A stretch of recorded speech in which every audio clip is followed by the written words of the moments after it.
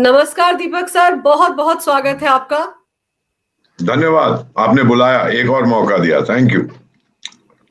Sir ये बताइए कि डोनाल्ड ट्रंप ने अब तो ओथ ले ली है, बड़े बड़े ऐलान भी कर दिए हैं, तो उनके ऐलानों को किस तरीके से देखा जाए? पहला झटका तो उन्होंने चाइना को ही दे दिया, पनामा नहर वापस लेने की बात करके। जी, आभारी हूँ मैम। आपका शानदार चैनल है, जब भी आता हूँ बहुत अच्छा लगता है। और फिर इतने लोग आपका प्रोग्राम देखते हैं कि मेरी भी प्रशंसा हो जाती है। प्रशंसा तो आपकी होनी चाहिए, लेकिन बीच में कहते हैं कि बहुत अच्छा लगता है कि आप वहां थे। पनामा कनाल के इतिहास में मैं नहीं जाऊंगा, वो लोग विकिपीडिया पे पढ़ सकते हैं। तो 16वीं शताब्दी में किसी ने कहा था कि प्रशांत महासागर और अटलांटिक ओशन को लिंक कर दिया जाए, ये कनाल टेढ़ी मेढ़ी जाती है। क्या हुआ था मैम कि का कोलंबिया की हुकूमत, ये कोलंबिया देश है दक्षिण अमेरिका का, उसकी हुकूमत थी पनामा पर। पनामा एक कॉलोनी होता था। फिर शायद 1903 में वो आजाद हो गया और उन्होंने एक अग्रीमेंट साइन की अमेरिका के साथ कि भाई ये कनाल जो है, तुमने पैसा लगाया, आपने बनाया। बीच में ब्रिटिश ने भी कोशिश की, फ्रेंच ने भी कोशिश की, बहुत लोगों ने। तो आपने बनाई है, अब 99 साल के लिए या 100 साल के लिए इसको आप चलाएंगे। ऐसा क्यों किया? कोलंबिया तो चला गया था, वो तो हार गया था जंग, तो अब पनामा इंडिपेंडेंट हो गया। लेकिन पनामा भी अभी मानने को तैयार नहीं था। तो उस समय के प्रेसिडेंट ने पहली बार ये किया दक्षिण अमेरिका के साथ, जिसे हम कहते हैं गन बोट डिप्लोमेसी। अमेरिका की मिलिट्री ताकत लेके गई, पीट फूट के उसको उन्होंने अपनी हुकूमत रख दी। और फिर प्रेसिडेंट रूटमैन ने ये कहा, मैंने कनाल ले ली है। अब जो अमेरिकन कांग्रेस है, जो बहुत आलोचना करती है कि हम बड़े अग्रेसिव हैं, ये है वो है, वो मुझे डिस्कस करें, कनाल को ना डिस्कस करें। कनाल तो अब अमेरिका का हो गया। बीच में क्या हुआ मैम कि वहां पानी की अब कमी हो रही है। तो पानी जब नीचे जाता है, कम पानी के जहाज जा सकते हैं from one end to the other. उसमें फिर उन्होंने अपने रेट्स बढ़ा दिए। और ट्रम्प बिल्कुल सही कह रहा है, ये हमने भी देखा, हमारे दोस्तों ने भी कहा कि वो रेट्स बढ़ाते गए, जो पनामा कनाल अथॉरिटी है पनामा देश की, और बहुत पैसा बना रहे। और फिर क्योंकि पानी कम है, 10 दिन 15 दिन पानी के जहाजों को रुकना पड़ता है अंदर जाने से पहले, और उसमें भी वो पैसे लेते हैं। तो ट्रंप ने ये कहा है कि देखिए, पैसे हमने दिए थे, 100 साल के लिए ये कैनाल हमने चलानी थी। भले ही हमने आपसे ली थी मिलिट्री जोर पर, लेकिन आपने ये चीन को ऑपरेट करने को दी। और पनामा के जो लीडर्स हैं वो कहते हैं हमने बिल्कुल नहीं दिया, वो झूठ बोलते हैं। मैं गया हूं, मैंने देखा है, वहां चाइनीज कंपनी उसको ऑपरेट करती है। ट्रम्प झूठ नहीं बोलते। एब्सोल्युटली। ये बड़ा इंटरेस्टिंग सिस्टम होता है लॉक्स का। क्या होता है कि एक समुद्र थोड़ा ऊंचा है, दूसरा समुद्र थोड़ा नीचे है, आपने कनाल बनाई।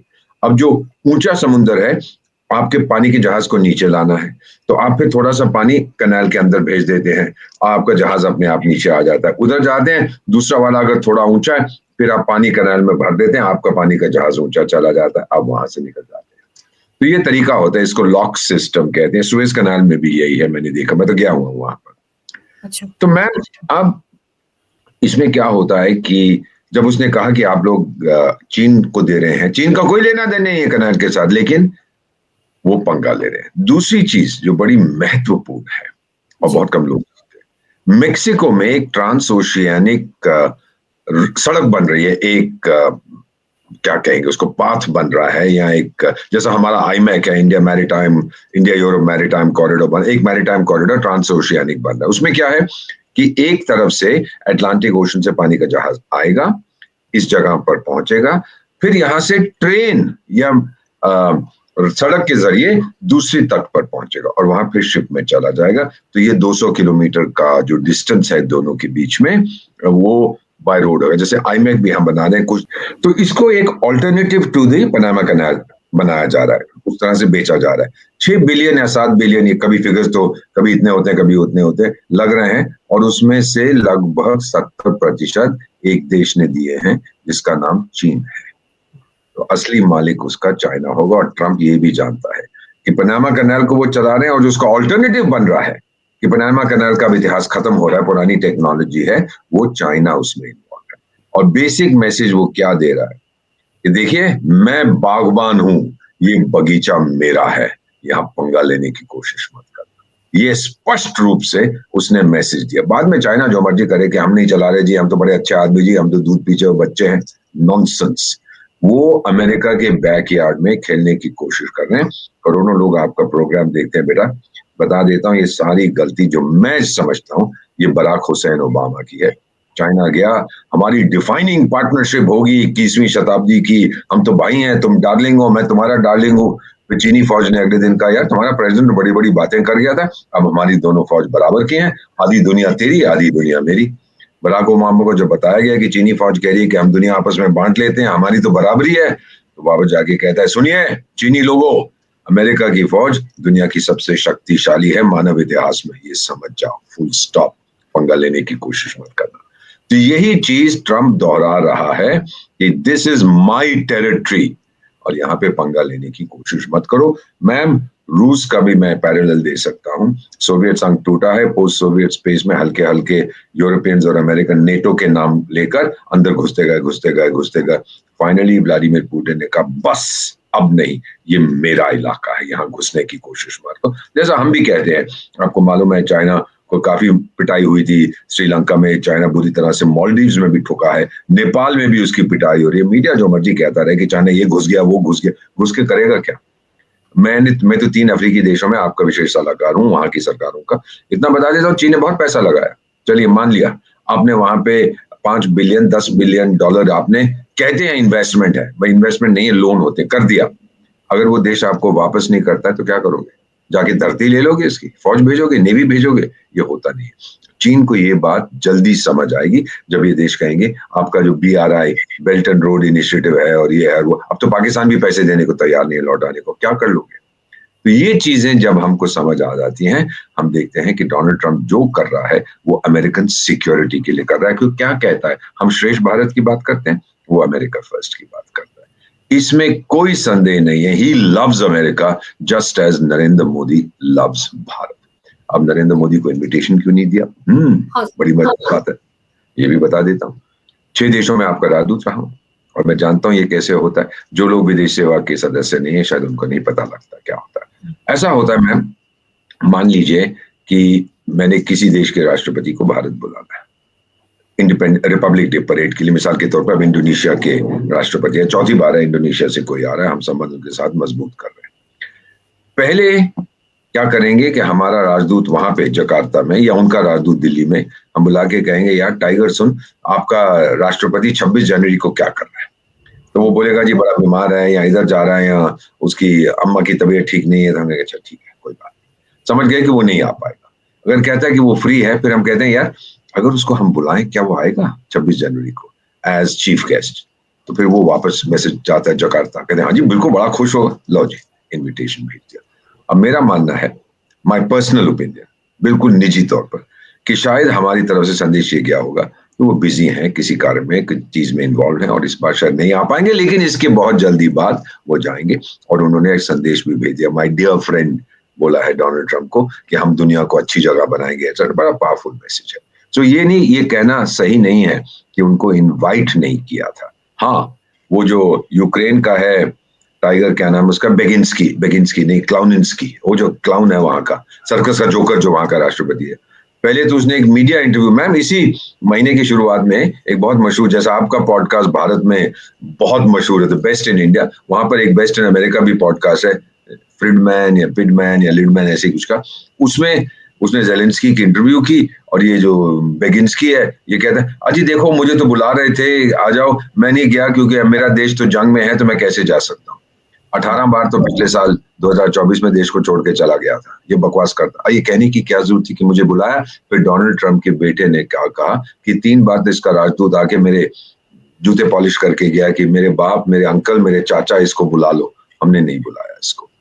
ये जब कच्ची हो गई ना उसकी, जो हम कहते हैं अपने देश की भाषा में कच्ची हो गई, ये एक्सपोज हो गया, तो ये आदमी झूठा भी है। ये चीजें नहीं कही जाती है। अगर इन्विटेशन नहीं आया तो चुप करके बैठ जा। यूके वाले को वो जो स्टारबक्स है वहां पे, क्या है उसके प्रधानमंत्री का नाम, स्टारबक्स नहीं कुछ ऐसा ही नाम है, स्टार फार कुछ नाम है उसका, स्टारमर ऐसा ही कुछ नाम है, उसको भी नहीं बुला।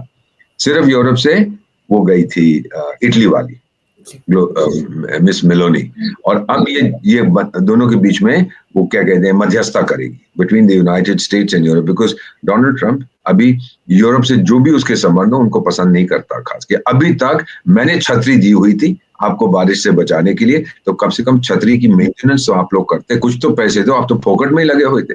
तो उससे पहले अमेरिका का भी जोश था ना मैम, दूसरे विश्व युद्ध के बाद, कि हम हैं और किसी को समस्या हो हमारे पास आओ। मुझे याद है सोवियत संघ टूटा था 1991 में, तो 92 में मैं वहां था। अमेरिकन सेनेटर कहते हैं, अच्छा अमेरिका में जब कोई आपातकालीन स्थिति होती है तो आप 911 डायल करते हैं, इमरजेंसी नंबर, पुलिस के लिए, एम्बुलेंस के लिए, इसकी जैसे हम लोग 100 करते हैं भारत में, वहां 911। तो उसने कहा कि जब दुनिया 911 डायल करती है तो वो वॉशिंगटन में बजता है, यानी हम दुनिया के शहंशाह, हम ग्लोबोकॉम, और किसी को तकलीफ हो मेरे पास आओ, मैं समाधान ढूंढूंगा। और वो जमाना चला गया। तो मेरा ये मानना है कि अमेरिका, डोनाल्ड ट्रंप ये समझ गया कि अमेरिका की जो छवि थी दूसरे विश्व युद्ध के बाद, उसका जो पावर बनी है, लोगों ने उसका नाजायज फायदा उठाया, ये उसका मानना है। इसीलिए मेक्सिको से इतने सारे वो कहता है कि इलीगल इमिग्रेंट्स आ रहे हैं, 1 करोड़ की बात की जाती है, कहते हैं 7 लाख भारतवासी भी हैं, 1 करोड़ में 7 लाख कुछ ज्यादा नहीं है। तो वो कह रहा है कि अब मैं उसको बंद करना चाहता हूं। फिर उसने मैम नेशनल इमरजेंसी डिक्लेयर की है। इसका भी मतलब आपको बता देता हूं, मैं आपको एक उदाहरण भी देता हूं। हम लोग, मैं वॉशिंगटन में था 1982 में, इंदिरा गांधी जी वहां गई थी। अब हमने कहा कि भाई भारत की प्राइम मिनिस्टर आ रही है, तो जहां वो ठहरी हैं जिस होटल में, वहां से एक हॉटलाइन होनी चाहिए टेलीफोन की, उनके ऑफिस दिल्ली में। वहां से फोन उठाए, यहाँ पे बजे, कोई आपातकालीन स्थिति आ जाए, प्राइम मिनिस्टर को हमेशा कांटेक्ट में रहना। उस समय मोबाइल फोन भी नहीं थे, तो you have to remain in contact, number घुमाने की जरूरत नहीं है, इमीडिएट कनेक्शन। उठाया फोन, उधर बजा। फिर हमको बताया गया, और मैं उसमें इन्वॉल्व था, कि देखिए पहले तो आपको फाइनेंस मिनिस्ट्री की अप्रूवल चाहिए, फिर डिफेंस मिनिस्ट्री की चाहिए, क्योंकि ये सिक्योरिटी का मामला है, फिर हमारा CIA देखेगा, पर FBI देखेगा, फिर ये देखेगा, फिर इसमें महीना लग जाता है। अरे 2 दिन के बाद तो वो आ रही थी। फिर हम उनके पास गए, भाई टाइगर बताओ क्या करना है। बोले एक ही तरीका है, अगर प्रेसिडेंट इसको नेशनल इमरजेंसी डिक्लेयर कर, उसमें फिर सारे प्रोसेस छोटे हो जाते हैं। तो इसने जो किया है, अमेरिका की सेना ने, भारत की सेना, इमिग्रेशन को रोकना हमारा काम नहीं है, लेकिन नेशनल इमरजेंसी डिक्लेयर करने के बाद कांग्रेस ने 130 अपने पावर प्रेसिडेंट को दे दिए हैं, कि कोई फाइनेंस का सवाल नहीं पूछेंगे, कोई हम बातचीत नहीं करेंगे कि हमारे पास लोग हैं कि नहीं, फौज का काम है कि नहीं, मिस्टर प्रेसिडेंट आपने फैसला किया है, तो उसने उसका फायदा उठाया है। और अब उसकी फौज जारी है, दीवार वहां बनेगी। लोग कहा जी इतना पैसा लगने दो, उसको पैसे की कोई समस्या नहीं। कितना तो वो पैसा खर्च कर रहे थे बाकी देशों पर, उनकी सुरक्षा पर, कह रहा है कि अब अमेरिकन फोर्सेस हिस्सा नहीं लेंगी, वो पैसा मैं लगाऊंगा अमेरिका के विकास के लिए, ताकि अमेरिका फिर से, मेक अमेरिका ग्रेट अगेन। वो अमेरिका ओनली नहीं कहता, वो अमेरिका फर्स्ट कहता है। और हम क्या कहते हैं, नरेंद्र मोदी क्या कहते हैं, श्रेष्ठ भारत। तो इन दोनों के बीच में बहुत सिमिलैरिटीज है, जो कहते हैं वो करते हैं, जो करते हैं वो कहते हैं। मेरा मानना है दोनों की दोस्ती इतनी तगड़ी है।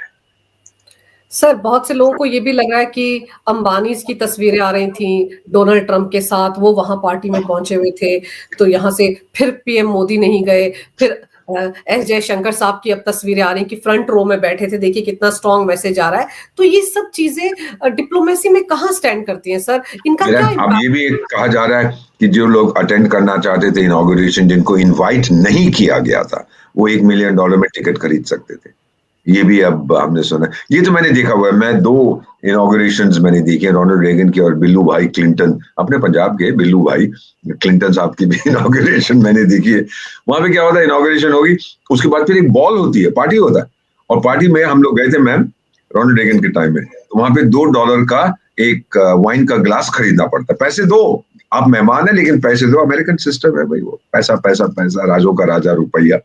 तो ये जो चीज है कि अंबानी साहब, पता नहीं उन्होंने पैसे दिए कि नहीं, $1 मिलियन दिए हैं, तो वहां पहुंच गए। बड़ी खुशी की बात है कि भारत का एक कपल है, एक इंडस्ट्रियलिस्ट है, जिसके पास इस तरह की ताकत है कि वो $1 मिलियन दे के जो भी वो बनता है, 10 करोड़ या 8 करोड़ या 9 करोड़ दे के वो वहां चला जाए, एंड व्हाई नॉट, और उनकी इज्जत होती है एक्सेट्रा, भारत का नाम भी ऊंचा होता है। सो मेरा नहीं ख्याल इसमें कुछ कहना चाहिए कि मोदी ने गया, जयशंकर आगे बढ़े, ऐसा कहने की फजूल की बात। लोग तो कुछ कहेंगे, लोगों का काम है कहना, सच्चाई क्या है सर। पर चाइना के प्रेसिडेंट को क्यों बुलाया? चाइना के वाइस प्रेसिडेंट गए थे, वो प्रेसिडेंट के साथ पहले ही उनको पता लग गया था कि वो नहीं जाएगा। उन्होंने कहा वो चाइना का तो संबंध उनके साथ बहुत खराब है, तो वो नहीं जाएंगे। तो उन्होंने कहा कि भाई हम अपने वाइस प्रेसिडेंट को भेज सकते हैं। तो फिर इनविटेशन वाइस, ये नहीं होता कि अच्छा मैं नहीं आ रहा यार, मेरा ड्राइवर आ जाएगा, ऐसा नहीं चलता डिप्लोमेसी में। वो फिर वाइस प्रेसिडेंट को इन्विटेशन जाता है कि भाई आप आ जाइए। वो कहता है अच्छा मैं आ रहा हूँ। जैसे मेरे साथ भी ये कई बार हुआ, हमारे प्रधानमंत्री ने को इन्विटेशन था एक देश में जहां मैं आपका राजदूत था, तो पीएम साहब बोले कि मैं नहीं आ सकता। वो बोले भी बहुत जरूरी है इनका आना, तो क्या अच्छा मैं विदेश मंत्री को भेज सकता हूँ। फिर उनके पास गया कि भाई क्या आप विदेश मंत्री को स्वीकार करेंगे? बोले हम स्वीकार करें। फिर इन्विटेशन जाता है विदेश मंत्री को और विदेश मंत्री आ जाते हैं। तो इसके पीछे बहुत, मैं इसको हम डक सिंड्रोम कहते हैं, बतख। आपको तो सब कुछ शांत नजर आता है, नीचे हमारे पैर कैसे चलते हैं वो बहुत कम लोग समझते हैं। बिल्कुल सही कह रहे हैं आप सर, क्योंकि सोशल मीडिया पर तो आपको पता है ना कि कैसे बातों का बतंगड़ बनाया जाता है, जबकि एम्बेसी में क्या कुछ चलता है ये उनको पता ही नहीं है। तो आम लोगों को ये समझ में आना चाहिए कि अगर हमारे विदेश मंत्री वहां गए थे तो उनको इनवाइट कैसे मिला, और पीएम मोदी क्यों नहीं गए वहां पर, या अंबानी कैसे गए। ये बातें लोगों को समझ में नहीं आती। आप तो क्योंकि खुद एक पिलर है, आप खुद इन सब चीजों से डील करते हैं, तो आप जब बताएंगे तो लोगों को समझ में आएगा कि कहानी ऐसे होती है। मेनली ये बात समझी जाए कि ऐसा नहीं होता कि आपने उठा के इंडोनेशिया के राष्ट्रपति को फोन का मैसेज भेज दिया कि भाई आजा टाइगर, वो वेला नहीं बैठा, और अगर वो कहता मैं नहीं आ रहा तो फिर ठीक नहीं होता दोनों देशों के बीच। और कई बार हम लोग चुनते भी हैं किसको बुलाना है। जैसे मिसाल के तौर पर बता रहा था ना, यूरोप से सिर्फ जॉर्जिया मेलोनी इटली वाली गई और कोई नहीं गया। और ये स्टारबक्स नहीं, इसका क्या नाम है इंग्लैंड वाले का, स्टारबक्स कॉफी नहीं, स्टारमर, उसको नहीं बुलाया। और वो मैकरोनी भी नहीं, मैं बुढ़ा हो गया, मैं नाम भूल जाता हूँ, वो जो फ्रांस वाला है उसको नहीं बुलाया। इधर उधर ये मैसेजिंग होती है कि हम तुझे नहीं बुला रहे, कि भाई अब तेरा जो जमाना था वो खत्म हो चुका है, now you don't have the power. और फिर डोनाल्ड ट्रंप को भड़काने के लिए ये स्टारमर साहब वहां पहुंच जाते हैं यूक्रेन और 100 साल की अग्रीमेंट करते हैं। अरे यार देख, घर में नहीं है दाने, अम्मा चली भुनाने, तू क्या बात कर रहा है, तेरे पास पैसे है नहीं, तेरी सब इतनी समस्याएं हैं इंग्लैंड में, इन्फ्लेशन देखो, अनएम्प्लॉयमेंट देखो, पर तू बड़ी बड़ी बातें करता है। क्योंकि ब्रिटेन की भी एक समस्या है, और डोनाल्ड ट्रंप साहब भी कुछ समझते हैं, एटाविज्म। अरे 200 साल पहले हमने 25% दुनिया पर हुकूमत की थी। टाइगर, वो 200 साल पहले था, ये 2025 है, वो जमाना चला गया, लेकिन इनके मन में अभी भी है। वो तो ये भी कहते हैं कि जी अमेरिका भी हमारी कॉलोनी थी, कनाडा भी हमारा था, तो अब वो जमाना चला गया, ये सब कहने की जरूरत नहीं होती। इसीलिए मेरा मानना है कि डोनाल्ड ट्रंप साहब ने जिन जिन को बुलाया था अपने इनॉग्रेशन के लिए, गेस्ट नॉट दोस्त जिन्होंने टिकट खरीदा था, वो मेरा ख्याल बहुत सिंबॉलिक था। और हमारे विदेश मंत्री थे, और ये मैं आपको बता सकता हूँ कि हमने $1 मिलियन नहीं दिए थे विदेश मंत्री को इनविटेशन मिलने के लिए। भारत की बहुत इज्जत करते हैं जितनी अमेरिकन एडमिनिस्ट्रेशन थे। जो बाइडेन साहब थोड़े से बुढ़े थे, बौखला गए थोड़ा कि यूक्रेन में आपकी पॉलिसी ठीक नहीं है, शेकी पॉलिसी है, बाद में लाइन पे आ गए थे। तो मैम, हम तो चाणक्य की, करोड़ों लोग आपका कार्यक्रम देखें, आप सबसे कहें हम चाणक्य की संतान हैं, हम दुनिया को डिप्लोमेसी, कूटनीति सिखा सकते हैं। एक पर्सनल एपिसोड, मैं अमेरिका जाता हूँ साल में 1-2 बार, बच्चे वहां पे हैं, तो न्यूयॉर्क में बेटे के घर में, और शाम को मेरी पत्नी मेरे लिए कभी चाय बना देती है फ्लास्क में, मैं जाके वहां पे एक पार्क है, वॉशिंगटन स्क्वायर पार्क, वहां जाके बैठ के पीता हूँ। किताब मेरे हाथ में कौन सी है? चाणक्य नीति पढ़ रहा था। तो मेरे एक सर्कल है वहां पे, close circle, retired senators, retired congressman, academics, diplomats. तो एक वहां से आपस में बात करते, आके मेरे से बैठा, हे एम्बेसडर हाउ आर यू? मैंने कहा सेनेटर साहब कैसे हैं आप? क्या पढ़ रहे हो? मैंने कहा चाणक्य नहीं। Chanakya, the great alien diplomat? मैंने कहा सर ये उसी की किताब, please I want to read it. ले गया। फिर जब अगली बार हम मिले, मैंने कहा आपने पढ़ ली मेरी किताब? कहता मैंने आगे किसी को दे दी है। अब वो रिपब्लिकन था, किसको दी है आप, योर गेस्ट जैसे कहते हैं, एज गुड एज माइन। पर वो किताब मेरे पास नहीं आई, वापस आके मुझे एक और खरीदनी पड़ी, महंगी नहीं थी। पर जो ट्रम्प साहब कह रहे थे ना चीजें, मुझे लगता है कि शायद उन्होंने किताब पढ़ी है या किसी ने उनको बता दिया है कि इसके अंदर चाणक्य ने ये चीजें कही थी। तो ये बहुत अच्छा लगता है मुझको जब ऐसी बातें होती हैं। एंड भारत की छवि, मैम, अब ट्रम्प की दुश्मनी रूस के साथ, रूस नहीं हमला करेगा, रूस तो दोस्ती चाहता है। अब लोग कहते हैं कि ये भी आपके कुछ मीडिया प्लेटफॉर्म से मैंने सुना कि जी अमेरिका, रूस को तो टेरिटरी की भूख है। मैम, ये मैंने खुद प्रेस कॉन्फ्रेंस सुनी है, यही सवाल पूछा गया, president Vladimir Putin, are you hungry for territory? कहता है आप लोग मॉस्को में हैं, मैं अभी व्लादिवोस्टॉक में था, बिल्कुल नॉर्थ, बिल्कुल east of the Russian federation. 7.5 घंटे सुपर फास्ट जेट में मैं आपके पास आया, 7.5 घंटे की उड़ान भर के। और अगर मुझे दूसरे तट पे जाना है रशियन फेडरेशन, अभी 2 घंटे और है, 9.5 घंटे लगते हैं फ्रॉम वन कॉर्नर। कहता आप क्या सोचते हो 15 करोड़ की मेरी आबादी है तो क्या मैं टेरिटरी के लिए भूखा हूं? टेरिटरी के लिए भूखा चाइना है, ट्रंप ये भी जानता है। सो ये उसका दुश्मन रूस नहीं है, उसका दुश्मन चाइना है। वो ये समझ गया है कि चाइना ने हमें ठगा है, चोरी किया, हमारी टेक्नोलॉजी लिया, फिर हम ही को आंखें दिखाते हैं।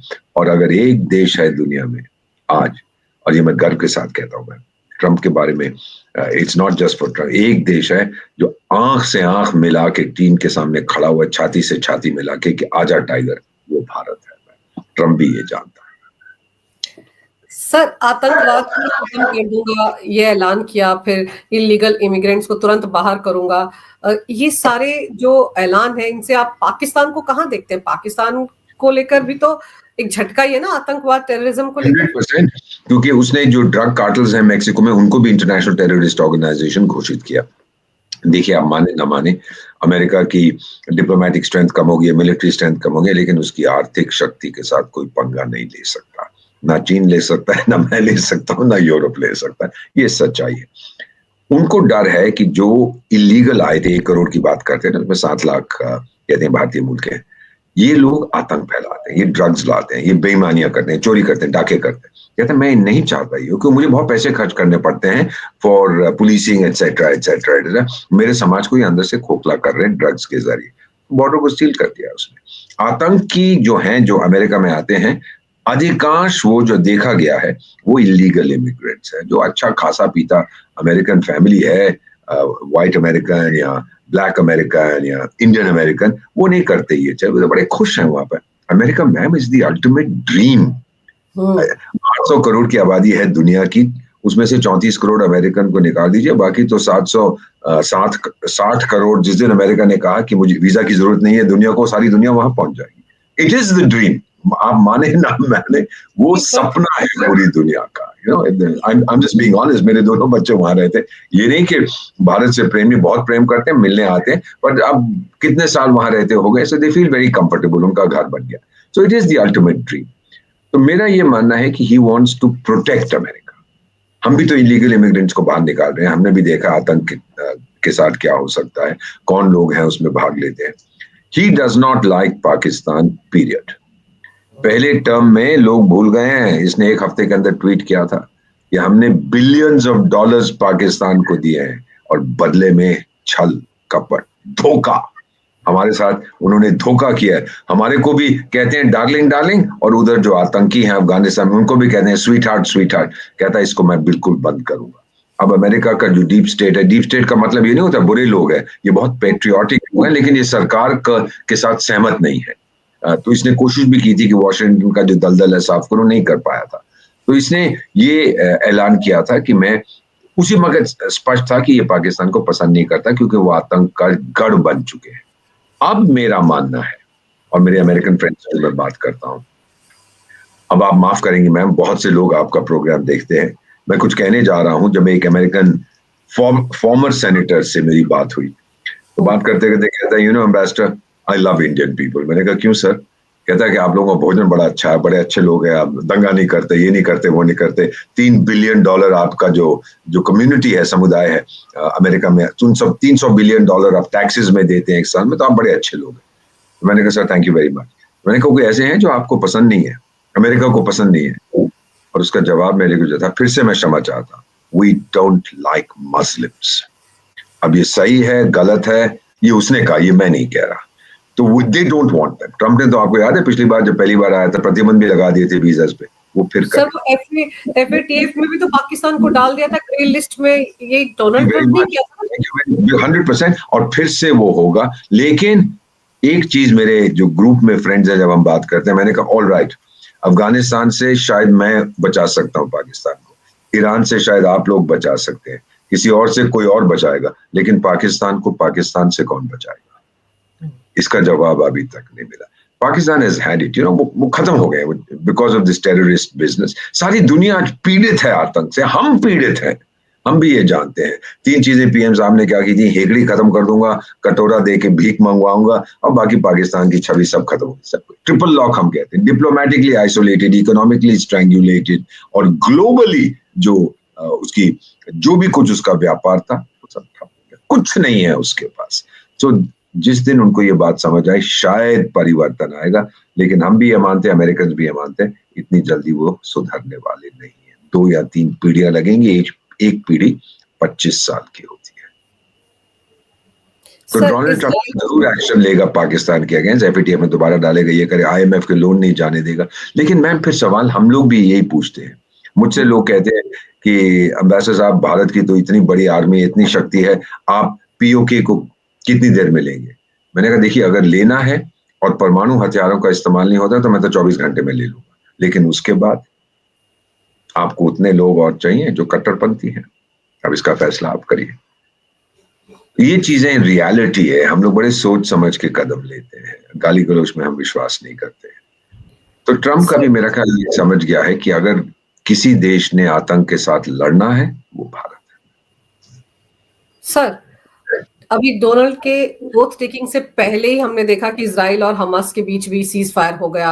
अब तो कहा था ना कि अगर हॉस्टेजेस को रिलीज नहीं करोगे तो मैं जहन्नम बना दूंगा मिडिल ईस्ट को।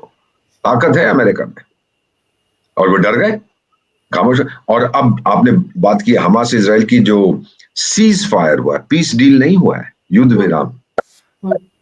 सबसे पहली चीज, नेतन्याहू, जो बाइडेन ने ये सोचा था, कहते हैं मैंने करवाई है ये पीस डील, तो हो सकता है कि नेतन्याहू, बाइडेन स्ट्रोक ट्रंप और जो भी हमास का है और एमीर ऑफ कतार बहुत इन्वॉल्व थे डिस्कशन में। नोबेल पीस प्राइज तो गया इस साल का, इनको मिलेगा।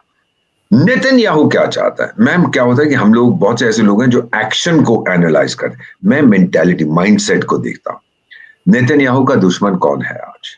हमास को तो उसने ठोक दिया, हिजबुल्लाह को ठोक दिया, हूती को भी वो खत्म कर देगा। उसका दुश्मन है ईरान, और ना केवल इजराइल का।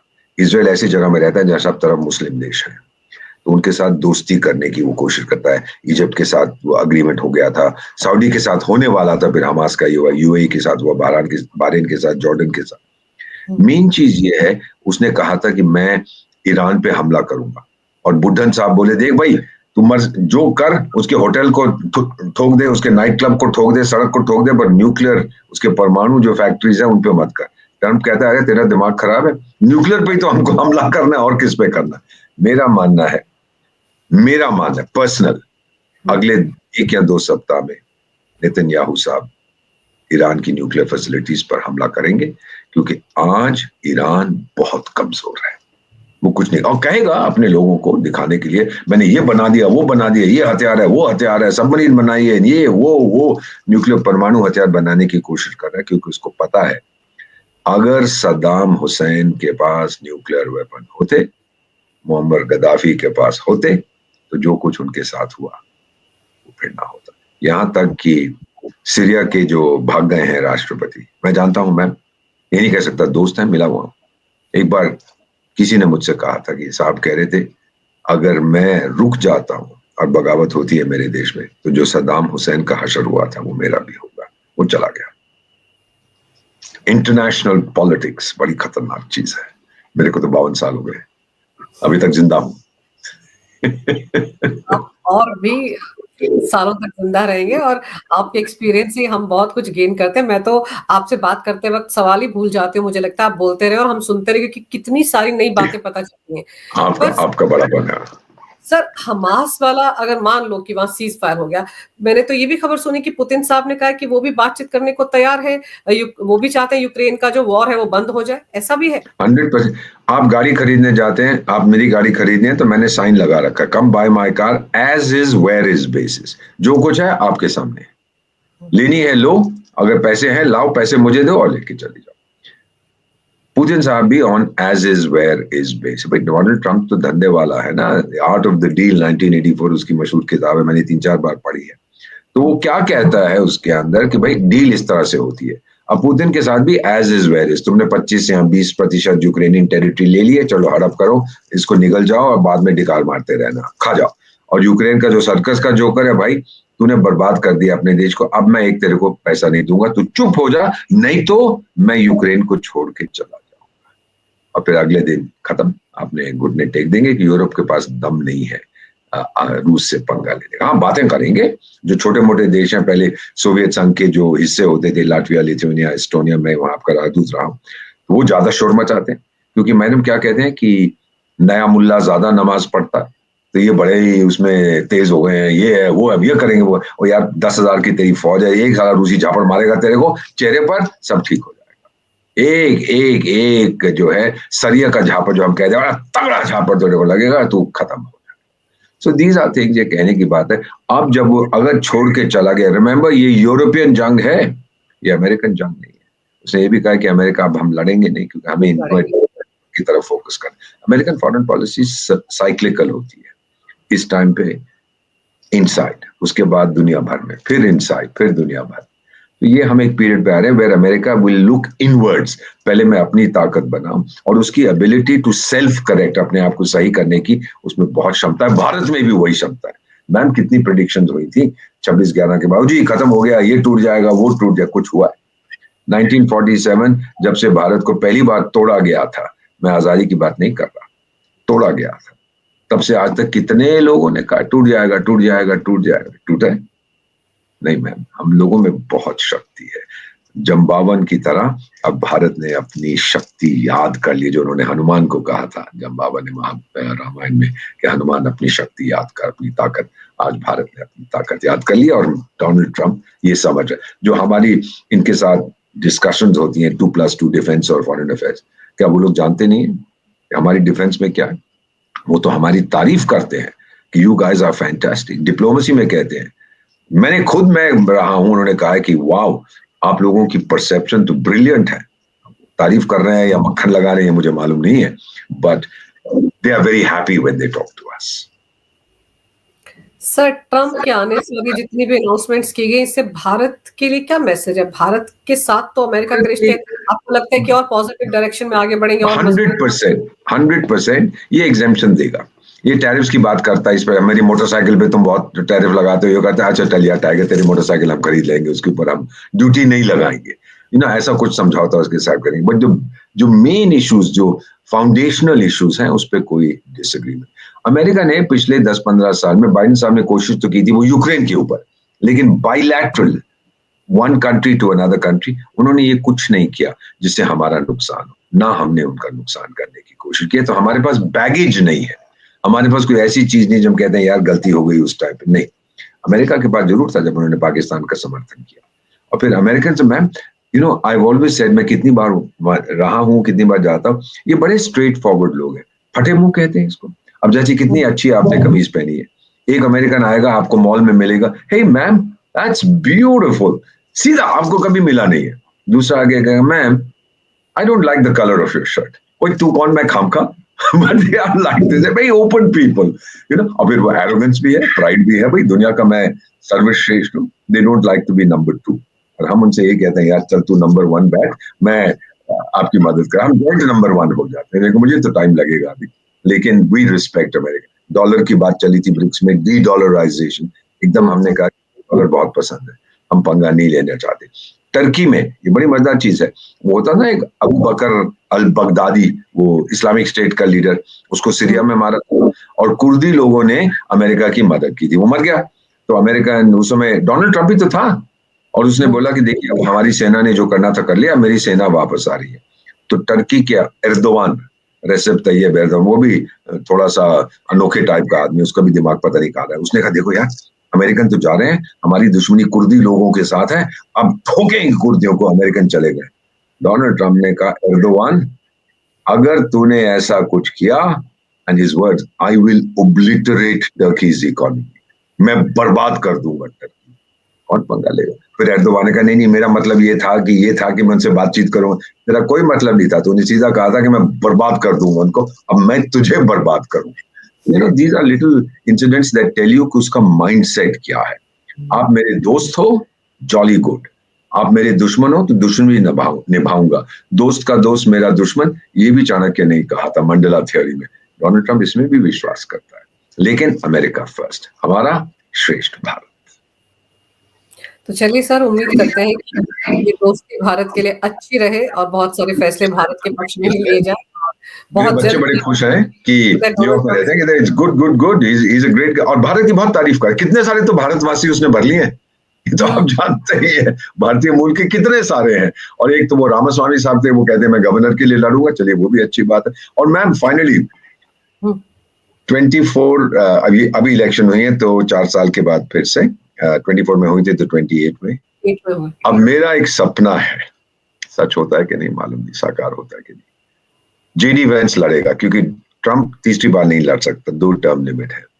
जेडी वेंस लड़ेगा, और उस तरफ दूसरी तरफ डेमोक्रेट से कमला हैरिस या जो भी आए, जेडी वेंस अगर जीत गया ना, तो पहली बार भारतीय मूल की महिला अमेरिका की फर्स्ट लेडी बनेगी, उषा लूरी वेंस।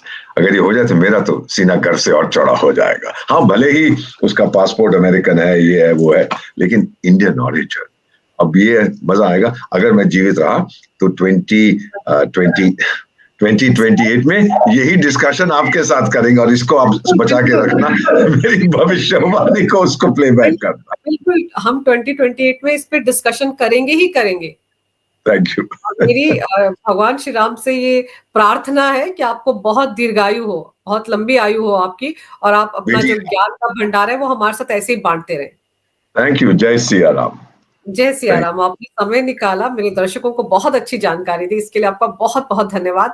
नमस्कार, भारत माता की जय हो, वंदे मातरम और जय सिया राम। जय Siya Ram. Thank you very much ma'am.